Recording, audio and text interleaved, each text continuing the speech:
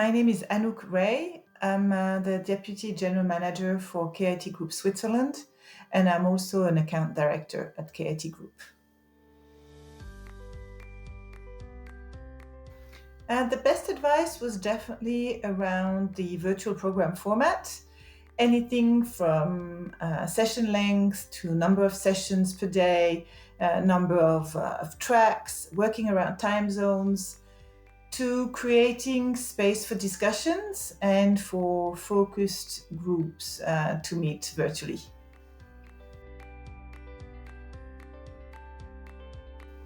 So from experience, it's important to reach out to your audiences prior to an event, but more than just reaching out through push mails or advertising, it is key to actually engage with your potential delegates. And that can be done through webinars, for example.